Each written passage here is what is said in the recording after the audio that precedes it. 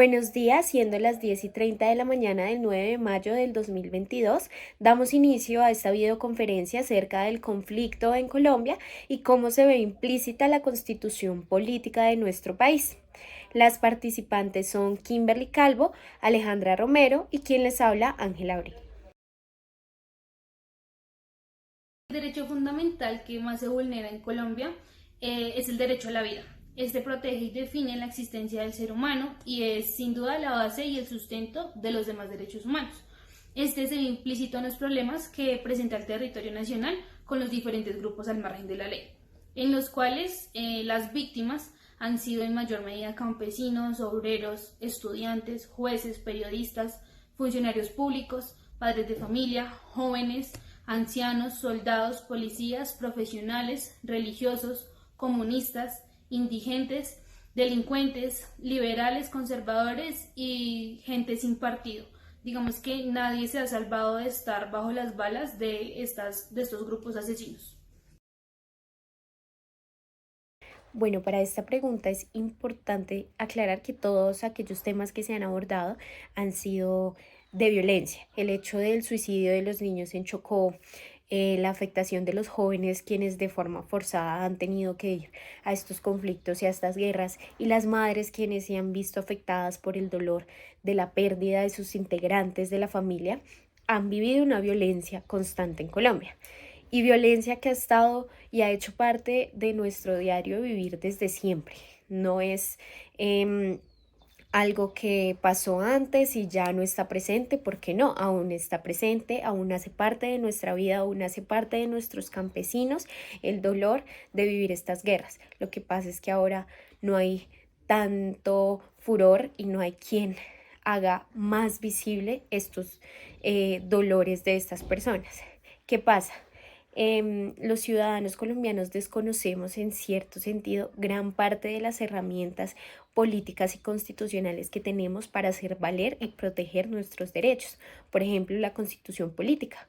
Muchos tenemos claro que existe la constitución política, pero no más allá de eso. No sabemos cómo la podemos manejar, cómo podemos utilizarla para proteger nuestros derechos y los de las personas que nos rodean, cómo saber imponer que los derechos de todos valen. Porque, ¿qué pasa? Siempre se han visto más vulnerados aquellos quienes son tachados como los vulnerables en el país. En este caso, siempre son los campesinos con mayor furor quienes son afectados por estos conflictos. El gobierno, el Estado nunca se ha preocupado por hacer valer estos derechos con igualdad para todos. Entonces, ¿qué pasa? A partir de este desconocimiento de las herramientas que tenemos, existen las personas que manejan el poder y que a partir de ese poder imponen sus intereses y sus necesidades propias, pasando por encima de las necesidades y pues los derechos humanos de quienes están detrás de ellos. Entonces diría que a pesar de que existe la constitución política, se violan estos derechos por el desconocimiento de muchos de los ciudadanos de cómo hacer valer y cómo manejar y proteger los derechos a partir del utilizar las herramientas políticas, y también el hecho de que el Estado en su estado de poder superior genera un mal manejo de todas las situaciones y un imponer que quienes tienen el poder es quienes mandan sobre quienes desconocen sus necesidades y sus derechos. Los culpables de violar estos derechos, como lo mencioné anteriormente, en estos hechos de conflicto, claramente diría que principalmente sería el Estado.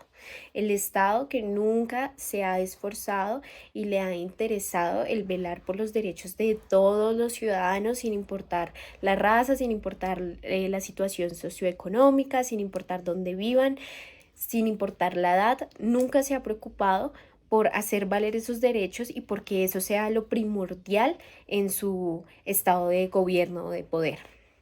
Entonces el Estado es culpable porque también minimiza todos estos hechos que, como se mencionó anteriormente, aún están presentes, simplemente no tienen la visibilidad que antes tenían pero que siguen siendo afectados miles de jóvenes, miles de niños, miles de madres y miles de familias colombianas. Por otro lado, claramente aquellos quienes hacen parte de estas Fuerzas Armadas, de estos grupos al margen de la ley, de aquellos quienes han llevado por su carrera y por su camino de querer generar miedo, querer tener más poder, falsos positivos y muchas víctimas y mucho dolor en Colombia. Entonces, aquellos quienes tienen el poder no saben usarlo y lo usan en contra de la ciudadanía y de quienes son más vulnerables, y aquellos quienes deberían proteger el poder, deberían proteger su estado de conciencia y de mandato para ayudar a la ciudadanía y para que todos pudiéramos vivir de una forma amena y tranquila, sin sentirnos vulnerables por tener más o menos que otros. Son quienes son culpables de que se violen estos derechos, quienes hacen invisibles el dolor y quienes hacen también invisibles aquellas herramientas que tenemos nosotros como ciudadanos para protegernos. Bueno, dando respuesta al tercer punto dentro de los tres contextos, quienes contribuyen a defender y respetar los derechos fundamentales, pues son todas estas organizaciones que a medida del tiempo se han eh, conformado para buscar justicia, para pactar, para conciliar. Entonces está, pues digamos, la Jurisdicción Especial para la Paz, la JEP. También está, pues dentro del Estado está la Defensoría del Pueblo y la Consejería para los Derechos Humanos. Pues organizaciones también ya digamos como fundaciones que se han creado a medida del tiempo, pues como ya lo sabemos, son las Madres de Soacha, que también buscan digamos que más y más personas sepan que tienen un apoyo y que dentro de esta fundación pueden encontrar justicia y pueden encontrar respuestas acerca de todos estos actos de violencia que pues en el país y por los grupos armados y el conflicto armado pues se han ocasionado. Dar conocimiento y educación acerca de los derechos humanos es el primer paso para promover el respeto de los mismos.